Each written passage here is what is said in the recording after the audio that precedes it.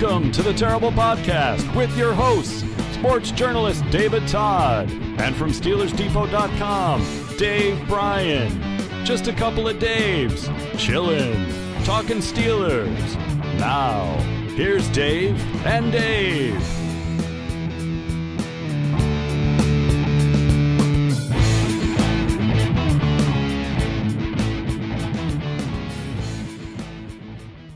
Welcome to the Terrible Podcast, another special edition of the Terrible Podcast, Pittsburgh Steelers Training Camp 2018. I'm Dave Bryan from SteelersDepot.com.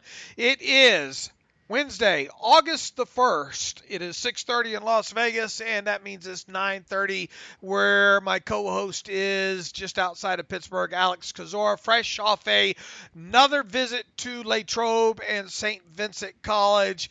Alex, happy Wednesday. Happy Wednesday, Dave. A lot of excitement in the Pittsburgh area, not only with the Steelers, and I don't want to turn this into Pittsburgh Pirates Depot, but, man, I'm excited about getting Chris Archer and adding depth to the bullpen. I know the Pirates are losing right now, but there's some excitement in the area right now. Yeah, hopefully you just didn't jinx them because they've gone. You know, I put up there on Twitter way back at the beginning of that 10 game stretch. I put out there. I said this is a 10-game stretch and look, I don't follow the Pirates. I'm writing Steelers stuff all day, but I mean I watch the games that I can, and obviously check the box scores and all in the morning and all like that. I know enough about what's going on about them to talk intelligently. I think about them, but I said, this 10-game stretch is going to draw everybody back in, and I'll be damned if they didn't go, 9-1 or something like that, and then just since then just been on fire. So, yeah, that's absolutely good to see. That's a fan base that really deserves to have a team at least make it to the post season, and hopefully they will. But our job is, of course, to cover the Steelers, and they were off on Tuesday, first day off of training camp, back at it on Wednesday again, and I guess we should start with a little bit of housekeeping first. Mike Tomlin had told us he hoped that they'd get some guys back in some capacity. That actually did happen. Juju Smith-Schuster with the knee was back at it, and judging by your reports, he made it through all aspects of the practice, not just 7-on-7, but team drills as well too. Ola Adeniyi, who we still don't know officially what his injury was. You think it was maybe a concussion protocol or something along those lines. He was back at it again on Wednesday, and trying to see Artie Burns, Sean Davis, Mike Tomlin classified those guys, and Morgan Burnett classified those guys as being partial capacity. I'm sure that was probably a little bit generous on Mike Tomlin's part there. Morgan Burnett obviously still dealing with that hamstring. Artie Burns and Sean Davis, we think, are dealing with the groins. Don't want to speculate too much there. Guys that did not work, according to you, on Wednesday were T.J. Watt with the hamstring, tight end Vance McDonald with the foot, obviously Ramon Foster with the knee, and Eli Rogers remains on active PUP with the knee. The good news once again, no roster moves this morning, so that's generally a good sign overall when you start the day like that during training camp with no roster moves. Now, Antonio Brown, it looked like he was just given a day off on Wednesday, but Mike Tomlin said after practice that it's something day to day with him. He did not get specific there. He talked about Alejandro Villanueva and James Washington as two guys that had to leave with some day-to-day issues as well. I think Villanueva had one of his arms wrapped. Right bicep. Right bicep, and James Washington, we think that's a foot with him. Tomlin did not mention backup tight end Ryan Mallett, who left, I guess, about midway through practice with an undisclosed injury and did not return. Did I miss? I'm starting to have to write these things. It's getting to part of training camp now where I can't just rattle all these off. I have to write them down. Did I miss anybody? Nope, I think you got them all. A couple quick things. One, I know it sounds like a laundry list of injuries, but it's training camp. Teams being cautious with these guys because they have the ability to be cautious with these guys right now, which isn't always going to be the case when these games start to count. Once you hit the regular season. So I think most of them are minor. None of them seem like they're going to be long-term issues. Yeah, Tomlin was very generous calling Artie Burns a partial participant because he didn't even have shoulder pads on today, and I didn't really see him do much of anything. Sean Davis went through individual. I think Burnett did as well. They did not work in team, but they're very close to returning. Malik went down in the live session, the second team session after 7 shots on a run play. He was slow to get up. I didn't see where he went after that until I saw him walking up the stairs, so I'm not 100% sure what the injury is. It may be a lower body of some sort. I'll give you the vague hockey term there, but I'm just not sure exactly what's wrong with him. Eli Rogers did a little bit more work on the side. That's kind of the bulk of it. A core four replaced Villanueva as the first team left tackle, so he moved up the depth chart a lot faster and a lot farther than we thought he would. Boy, when he was drafted, we thought, what the heck's going on? Yep. What do they need a tackle for? And here he is, 6 practices into training camp, getting first team left tackle snaps there. So definitely interesting. And look, I see it on Twitter, and we see it every year around this time. What's the deal with all these Steelers players getting injured? Oh, the injury bug or snake bitten. Just look around the league, folks. If you spend enough time researching every team out, you're going to find this. And this is nothing to me right now, knock on wood. This is absolutely nothing than what we've seen in years past with the Steelers. And boy, when you just go back to last year alone when it comes to the Baltimore Ravens and what they went through, not only during the OTA sessions but on into training camp, they had people dropping like flies. I think the Bengals had 3 players or something carted off today. Wow. So this happens league wide. So until you start seeing some serious season-ending injuries here, there's no reason to get worked up about it. Alex and I will try to keep you updated as best we can on these things. And we haven't even hit preseason game number 1 yet. So it's still early in the process. Like I said, we'll keep you updated on all of them. But I'm not overly concerned right now, other than the tight end line getting short. Yeah, you could finally see a roster move tomorrow with Vance McDonald still out. Malik could be more than a minor thing. We'll see on that. But you're exactly right, Dave. And I think you tweeted it as well. The important thing is that there's no super serious long-term injuries. Dodged a bullet with Mon Foster. As you said, look around the league. The Chargers have lost so many guys. They are snake-bitten every year. They lose Jason Verrett. They lose a tight end. The Packers just lost one of their starting inside linebackers, Jake Ryan, to a torn ACL. The Panthers lost Ross Cockrell to that terrible broken bone. So, Steelers are in, I think, pretty good shape, relatively speaking. So far, so good. So we'll go from there. All right, you already hit on a little bit of offensive line. I think you said there was a little bit of juggling. Did I see that in your report today?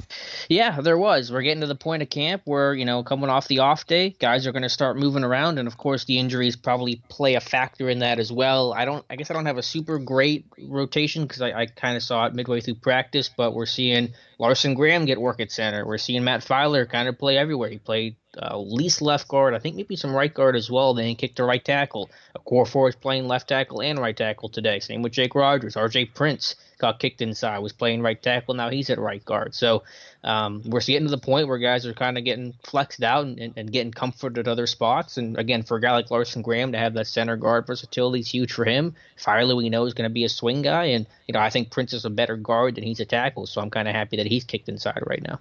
And you, how much have you seen Filer, if any, get work at center? No? None in team, just some work on the side and warm-ups, snapping the ball to keep him a little fresh there, but I have not seen it in team drills. I think it will happen at some point in camp, but so far, no dice.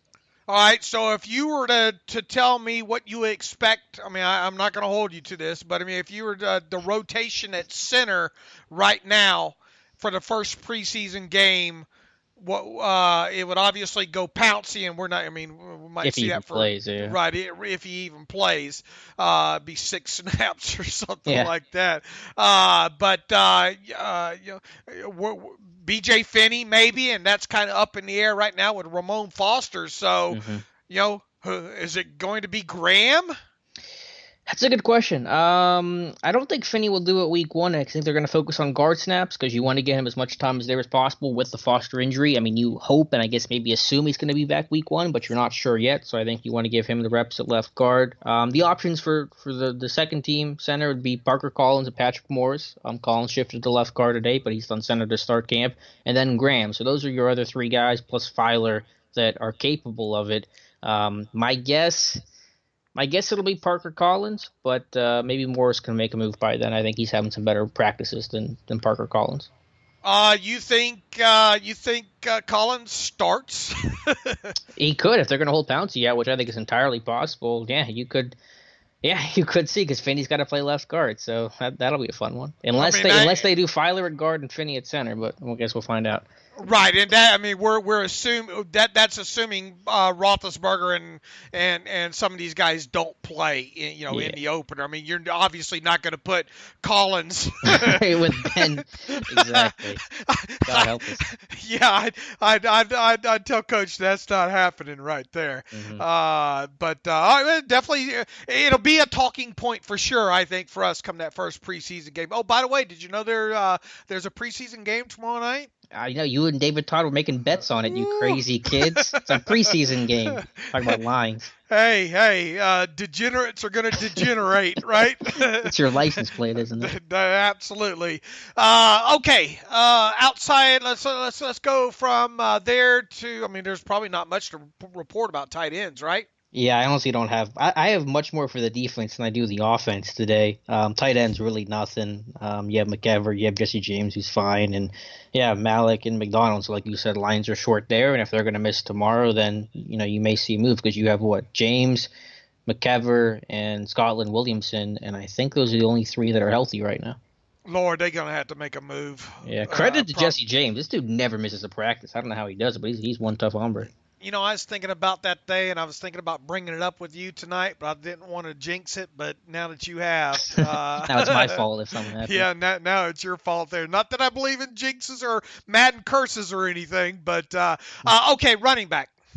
Again, not a whole lot to talk about there. Connor's doing his thing. They're looking to get Samuels, work with the ones, splitting them out, playing running back.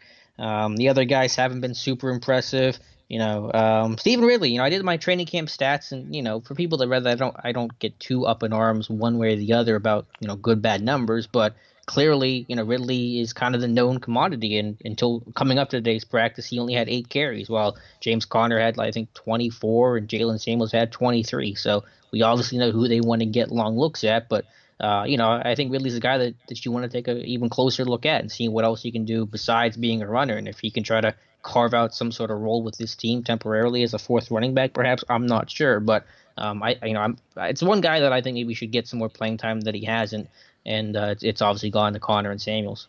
Wasn't it last year that we saw Nile, one of those guys played? In other words, I don't think we're going to see in week 1 all 5 or 6 of them running backs get time.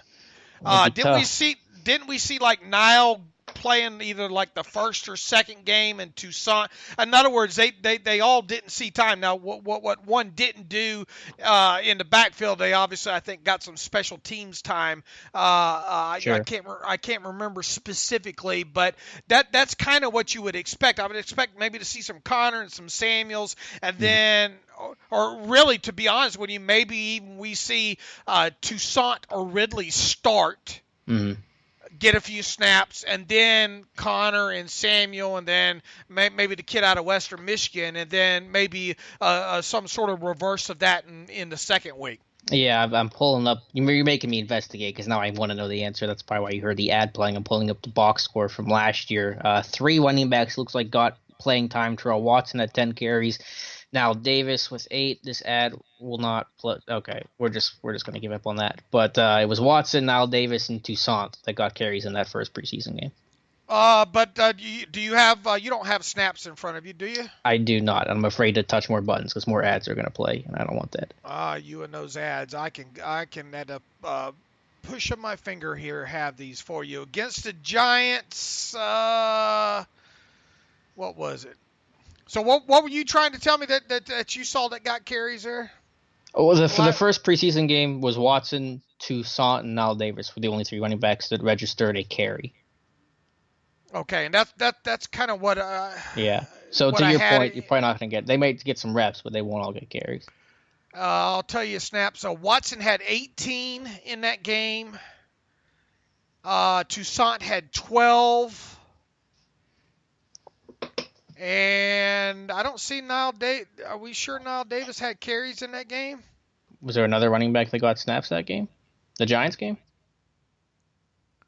Let me see here. I mean, there had to been another running back. It wasn't just those two guys. I'm pretty sure. Yeah, no, it shows Watson, Davis, and Toussaint. Why aren't I seeing the Davis snaps here? Well, here it is, okay. 24. Yeah, he got the lion's share. Okay. So it went 24, 18, and what did 12? I say? 12. Yeah. Right. So we're probably going to see something along the lines of that with three backs then. Yeah, and I wonder who that third would be, Ridley or Toussaint, because you're going to see Connor, you're going to see Samuels. I'm almost positive of that, but who's the third guy that gets a chance? Probably maybe Toussaint. Let's see what they did in the second game. Against the Falcons. There was something that stuck out. Connor got remember that's the game Connor got played damn near the whole game. Yeah, we missed the first week with that. I think he got right. 54 snaps in that game. Wow. And what was it? Let's see here. I don't think many people got anything other than that. Oh, Toussaint got 6. And that was it. That's why I was thinking that Niles didn't get time.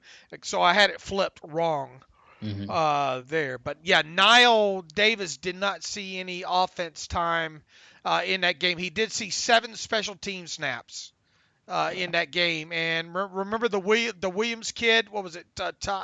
Trey Williams. Trey Williams. He got 6 special team snaps in that game. Anyway, that's last year. But what the point I was trying to make is I think you'll see some sort of 3-man rotation. I wouldn't get too worked up, listeners, if only 3 backs get playing time. I guess that's what I'm trying to say. Yeah, but bad news if you're James Summers or Jarvion Franklin, you might not be playing for a while.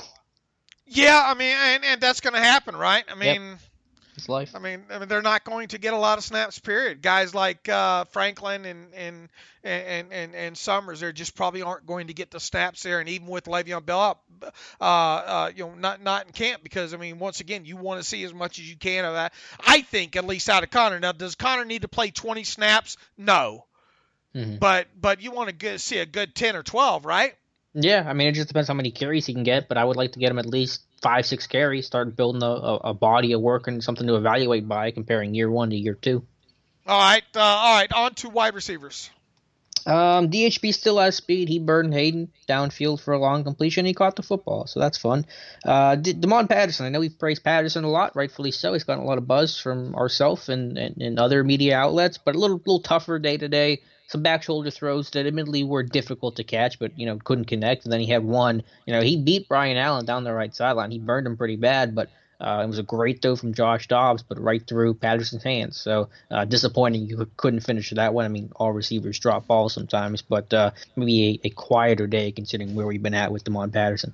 Are you seeing Henderson get any wide receiver work whatsoever? He has a couple reps. I think he had 1 catch today, but seldom used. And again, I kind of put him back in the pack, even behind a guy like Justin Thomas, who offers similar return value, but is getting some more work and more reps at wide receiver. And he was a quarterback in college, and he's running over Henderson in that regard. So it tells you where Henderson's at. Was James Washington the contested catch today? What was that today or before he left, or am I thinking a couple of days? He had one on a kind of a scramble drill where I forget the quarterback. It may have been Rudolph threw it, and Cam Sutton came so close to tipping it or picking it, but Washington kind of stuck his hands out and plucked it away from him. You can call that a combative catch. I don't know if you can call it contested, but he's good for one of those almost once a day. So I'm not sure which day you're referring to. All right, Marcus Tucker still. I mean. Anything going on there? Yeah, I mean, it's not been bad. I think I think it was today. It's to the point where I get my practices mixed up. But I think he had a diving slant across the middle for a touchdown in 7 shots. I'll try to check that really quick. Yeah. Where is he seeing most of his time lined up? Is it in a slot or no? Almost all slot. He was an outside guy before, but now you're trying to figure out what he's capable of in the slot. So it's like 90% slot work. Yeah. And Justin Thomas is another guy that you would think has some familiarity, right? Because the time he spent around the organization last year. Anything to him? You're going to see return value. He's going to do punts. I think he's going to do some kicks as well. He's playing outside, which surprised me, kind of like Tucker when Tucker first showed up. I thought he was going to be a exclusive slot guy, but they like him on the outside for whatever their reasons are. I guess I don't have a whole lot to report. I mean, he's not been terrible. He's a smaller, shiftier guy that has some great long speed. I think he ran 4.3s coming out of Georgia Tech. But he'd be interesting on kick returns because he played that option offense, and he's a tough guy. He's willing to get hit because you're a quarterback. In an option offense, you're getting hit all the time, even if you don't have the football. So he's a guy that has some intrigue. And as you mentioned, last year they kept around. They yo-yoed him and Jake Rogers on and off. And he was brought on super late last year. He was like the last guy before camp broke that they signed, and he barely got a practice in. So they saw something with him and, liking the skill set, the athleticism, and just trying to teach him how to play wide receiver. Talk to me about the quarterbacks. My other name, Tyler Murphy, is kind of like the same progression from Justin Thomas. That name just popped in my mind, and we know that Murphy made it, but I'm getting myself sidetracked. Quarterbacks, your actual question. Josh Dobbs, I thought I had a good day. A couple nice throws over the middle, on time, accurate, leading the receiver in stride. That deep ball to Patterson that got dropped was a dime from Dobbs, one of the best throws of camp I've seen from any quarterback. So good day for him. Landry didn't seem to get as many reps today. They're trying to give basically 3 guys a practice, the bulk of the reps, and then the 4th guy gets only a couple, whether that's Rudolph on a couple of days or Landry, of course, when Ben gets a day off. So, good day for Dobbs, and I wanted to see something more from him, so I'm glad I saw it. We're going to see a lot of Dobbs and Mason Rudolph, aren't we? I sure hope so. In his first one. Yeah. Do you think Ben plays in the opener? I don't. I think I'm saying. Nah. He didn't last year, right? Your memory is better than mine. But I think you're right. Let's see. I don't think he did, Alex. No, we saw Dobbs. Right, Dobbs started that game. Remember? Right, because Landry had the collarbone. So okay, that makes sense. Collarbone or midsection or whatever, or abdomen, whatever it was. So because it went Dobbs, Bart Houston. Oh Lord! How many passes did Bart Houston throw, or how many snaps did he take? Bart Houston played 18 snaps. Oh, that was ugly too. I remember that, and it's all coming back to me now. two of 7. Sounds about right. 2 of 7. Remember, Dobbs 8 for 15. He had that remember those 2 quick interceptions in that game there. So I'm guessing we'll probably, if Mike Tomlin holds suit, probably see Dobbs start and then. You don't think Landry will start? I think Landry will. I think he'll start. Why? I mean, I don't know. Okay, give him a series. Yeah, no, I think he'll play like a series or 2. Give him a series, but I don't think you got to see much out of him. Be honest with you, but okay. But when are you gonna, I mean, go on this rabbit hole. But when are you gonna play him? If you don't play him, you're gonna want to play him the 4th game because you don't want to play. I'd let him play however long Ben doesn't play in that first half of number 3 of the 3rd game. I'd play Landry the remaining of the first half and let him open the second half until I've seen enough. So just the 1 game, or would you play him in the 2nd game? I mean, I'd play him. I'm just saying I wouldn't give him more than maybe a couple series elsewhere. Okay, fair enough. Geez, I mean, the guy the last couple preseason, or especially 2 preseasons ago, I mean, to me, I understand you got to get him work, but I mean, you probably got to get him about as much work as you got to get Ben, right? Yeah, I'm not saying to play Landry a lot, but I just have him start the first game, play a couple series, play maybe 2 series, and then the 3rd game, the 2nd quarter, because Ben's only going to play the 1st, and maybe the 2nd game, maybe do the same thing, 2 series, and then call it preseason. Okay, defensive side of the ball, defensive line. Are you seeing any differences in scheme or anything? No, but again, it's going to be tough to tell. Maybe the games will give you a better idea. I saw some Fire X today, and I know it's from the linebackers, but that's kind of the old LeBeau staple. Seeing the overfront against some heavier personnel, 13, 22 personnel, so nothing really new there. But again, credit to the defensive line. Josh Frazier had a tackle for loss, blew up a run today. Dana McCullers continues to make some noise. I continue to be, and I can't believe I'm saying this, but I continue to be impressed by Dana McCullers. His ability to collapse the pocket, penetrate against the run, just occupy blockers. He's doing basically the same stuff as before, just using his mass, but he's using it more effectively. And it is only training camp, and he's a veteran guy going against some backups in some cases. But I tip my hat and hand it to him like what you say Heinz Ward said. So he's doing well. Yeah, you got to take your hat off and hand it to him. There you go. You think I'd memorize it by now, but I'm close. You would think. Let's see. Anything stick out? Did they have the one-on-ones today, O-line, D-line? Yeah, I didn't start as much as usual. With the way the practice was shifted, it was a little harder to see. You saw Chick and Gilbert have some good battles. Denier and Rogers have some nice battles too. And DeCastro's always fun to watch. One other quick name with the defensive line. My camp darling, my camp sleeper. I think I was wrong. Greg Gilmore is not doing particularly well. He's pretty buried, and he's not going to be on my next 53-man roster prediction. I can tell you that. Well, look, I mean, I was kind of high on him coming out of LSU as well, too. I mean, I put together his sack compilation and all, and now obviously there's more. You got to have a little bit more than that. It was just one season there, but he was one of their higher priority undrafted free agents too. Second or third biggest bonus, I think, right? Right, as far as signing bonus. Now that doesn't always mean they're going to stick. I mean, Sure. Obviously, but I was expecting a little bit more out of him. I still was having Joshua Frazier make it. Now, Josh Frazier had a nice TFL today, or no? Yeah, he blew up. He got past the backside cutoff block from, I think, Schluger and tackled the running back for a loss. So that was, seeing that first step, seeing that quickness and the power. You've seen some stuff with him. Right now you would go as the sixth defensive lineman. It'd be it would be LT. Oh no, I'm sorry, McCullers and then Frazier. Frazier on the practice squad. That's where I'm leaning right now. Yes, and then maybe a Cawthorn or a Kendall Vickers is if you wanted the second name, because Vickers had a nice play today. I think Gilmore's falling behind.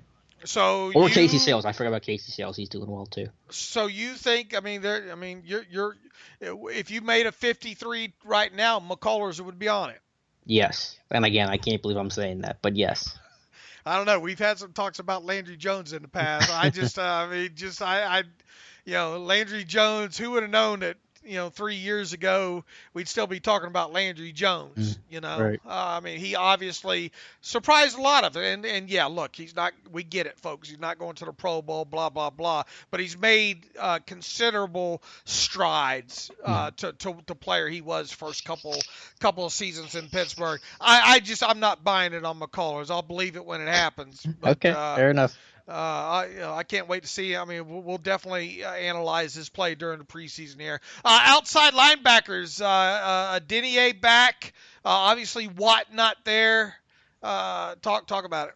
Yeah, Chicolo, the perennial camp all-star, had another great day today. He was running backside pursuit against the run, nearly picked Ben on a zone blitz where Ben threw it right at him. I think he had another bat down at the line of scrimmage. Chicolo always does well, whether that's O-line, D-line one-on-ones or team drills, whatever the case is. The regular season, it doesn't always translate, but he continues to do well. Farrington Huguenin, disappointing me a little bit. A guy that I thought could really make some noise. Haven't really seen much from him. Seen more from Denier, seen more from Keon Adams even today. Chicolo, obviously. So maybe I'm missing it. Qualify that all the time, obviously. But Huguenin just doesn't convert speed to power too well. Haven't seen too much athleticism. Haven't seen a lot of pressure. So a little disappointing there.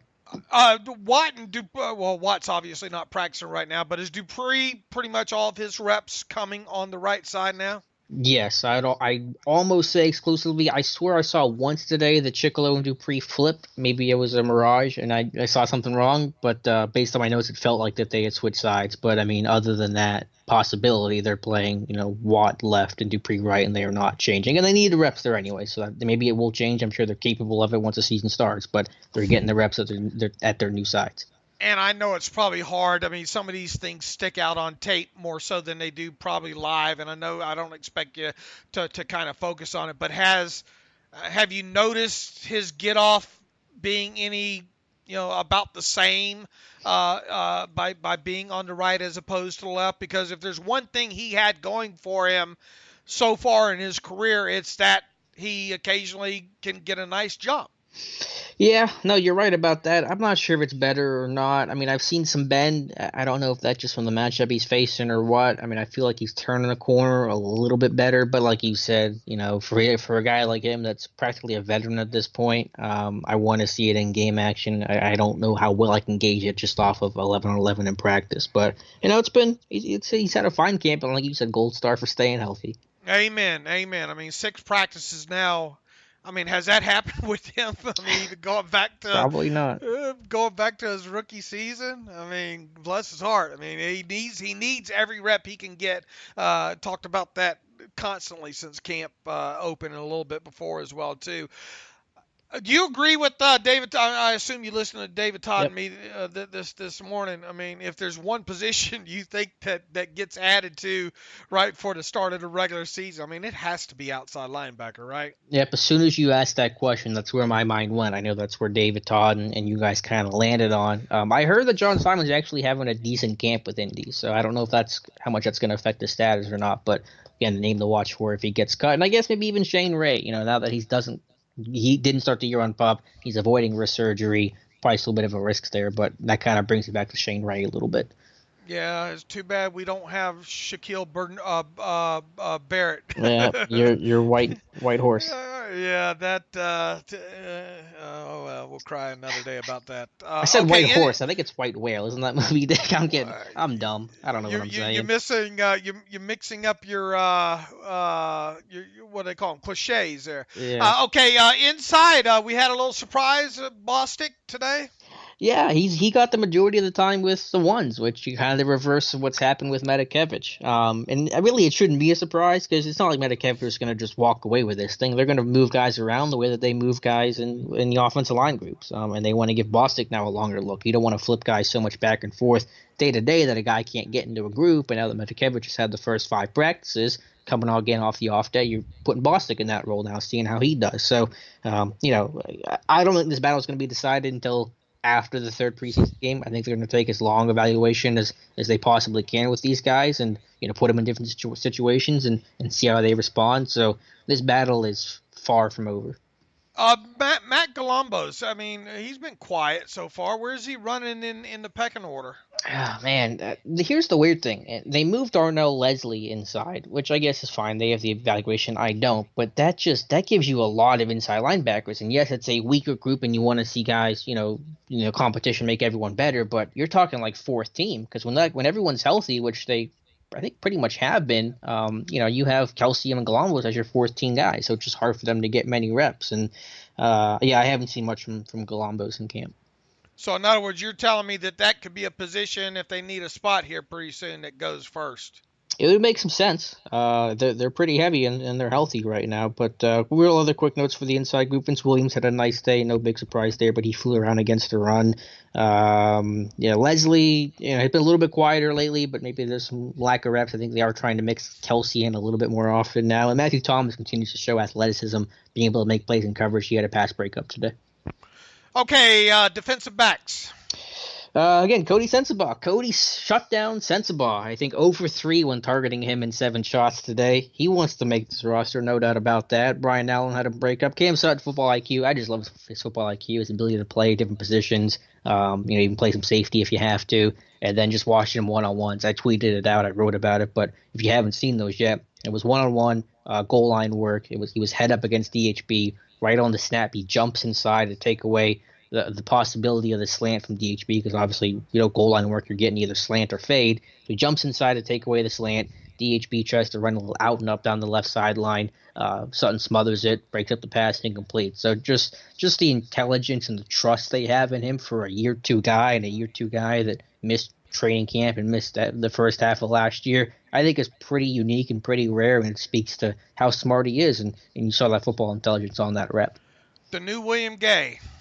The new and improved, yeah. Maybe a better athlete slightly, but I think Gay's definitely a good comparison. Yeah, that's one thing about Gay is the football IQ. He definitely had it, and if that was one of the things we've talked since Sutton was drafted. And Kevin Colbert and his old defensive coordinator, who's no longer there, Stoops at Tennessee, said this guy knew where everybody belonged on the field, and this is a guy that you would think should be able to play.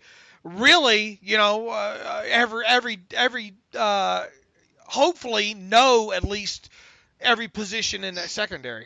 Yeah, I think that's kind of the idea. Not as much at safety, obviously, but he's gotten a rep or two there. And again, I think he's smart enough that he's going to know the safety responsibilities. So if you ever had like a Arthur Moats inside linebacker situation, you could probably do the same with Sutton at safety.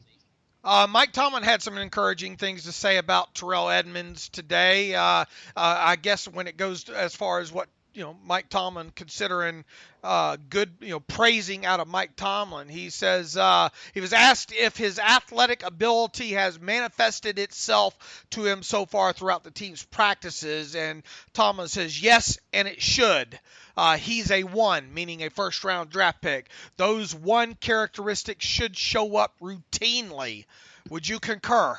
That's just such a Tomlin answer through and through. Yeah, no, again, I don't have a whole lot to say about the quality of his play, but you're seeing the reps. You're seeing him get first-team reps now for, I guess, 5 straight practices, right? That's how long Burnett's been down for. So that's a great opportunity for him to get this work now and try to be ahead of that curve, probably be ahead of where the team anticipated he'd be because he's getting extra reps now. I think he's doing well. He's holding his own. I have not seen any egregious errors. And, yeah, in coverage, I think he's going to be such an upgrade in dime to what the Steelers have had in the past, whether that's Robert Golden or William Gay. I mean, you're getting a completely different athlete, different type of player that can be a playmaker. So, yeah, all encouraging for Terrell Edmunds.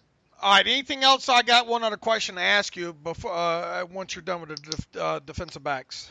Jordan Dangerfield flew around against the run. Haven't talked about his name a lot. We obviously know kind of the difficult spot that he's in, but I thought Dangerfield did well against the run. Mike Hilton continues to work basically third-team safety because the numbers are thin there. I don't expect that to happen in the regular season, but he's now getting some reps there that, again, if injuries happen or whatever the case is, he's capable of that as well. They're only going to keep 4 safeties, Alex. You're still thinking that? I don't know. I'm gonna reserve judgment.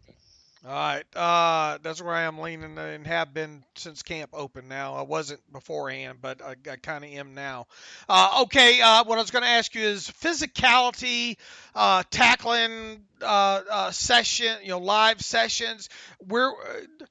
I know it's impossible to think back the last 2 or 3, but I mean, have you thought to yourself, man, it's a little bit more intense this year, or is it just so hard to tell? Yeah, I mean, it's definitely hard to tell, and any answer I would give would be very much a guess because they run together. I feel like, honestly, if it went any direction, it's a little less physical. Maybe that's something to do with the weather and them being cautious of some of the rainier days on a slicker field that's kind of screwing stuff up. But again, I mean, day 3, the first day pads, it was insane. It was super intense. Maybe the Foster injury has taken some wind out of the sails. I don't know, and maybe I'm just totally wrong, entirely possible. But I feel like maybe a tick below the pass, but, there's a long way to go. Friday Night Lights is coming up. That day is going to be the atmosphere electric for that. So it's probably all generally about the same. Okay, and how is the overall tackling? I think it's been really good. I think there's not been a lot of missed tackles. I think guys can run into the football or get rallying. Even days or plays where the defense gives up a big play. I think about 2-3 practices ago, where they hit. I think Ben hit Tucker over the middle, and he beat the slot corner, and it was 1-on-1 with Malik Golden, and Golden makes this great open field tackle. I think the tackling has actually been really clean. We'll see if that continues. It doesn't always have to carry over, but I've been impressed by guys playing with good technique and wrapping them up and rallying to the football, getting multiple hats to the ball carrier. All right, that's encouraging. All right, give us some winners and losers. Good day for Josh Dobbs. I want to give him some praise where credit is due. Vince Williams, again, flying around against the run. Anthony Chickalo does his thing every single practice. And then a loser, again, I don't have a whole lot today. The tight ends, Brian Malik getting hurt. He struggled already in camp. Him getting hurt is certainly not boding well for him. DeJuan Patterson, again, not going to freak out about one bad practice, but he probably didn't catch a pass today, I don't think, in team drills, and had that ugly drop that could have been a huge play. So bounce back opportunity for him. That's how you evaluate these things. It's not that the end of the world is for DeMond Patterson, but how do you respond from a tougher day of practice for a rookie? It's a good time to evaluate his mental toughness. All right, give a shout out to Lynn from Touring Plans. Yeah, Len Testa and touringplans.com, a longtime sponsor and friend of the site. Len is a personal friend of mine, and they've done a great job of supporting us. We're thankful for that. If you're planning a trip to Disney, as I'm sure many families do, especially getting this time of year, as we get closer to fall and winter, that's the team you want to go through. Thank you to everyone who's donated in the GoFundMe. Again, very generous. Again, think of that as a tip jar, not money that we need, but money we certainly appreciate. As of this morning, I have written thank yous back to everybody who's donated. I think I got one or two more throughout the day, so I haven't gotten back to you guys. But if I did miss you and you donated and I didn't say thank you, I apologize in advance. Please yell at me and tell me to thank you, because I certainly want to make sure that everyone feels appreciated and acknowledged by the donations. It's been great support, meeting some people at camp today. It's been awesome, so thank you, everybody. All right, I think we can get out of here right at the 40-minute mark. Alex, people can follow me on Twitter at Steelers Depot. Follow Alex Kozora at Alex_Kozora. Follow the show at Terrible Podcast. Email the show, theterriblepodcast@gmail.com. Podcast is up on, so you can find us on Spreaker now. So search us out there. We should be on Google Play and Spotify, if not already, soon. A lot of people were asking about that. And until tomorrow night, as always, thanks for listening to the Terrible Podcast with Dave and tonight, Alex Kozora. Good night.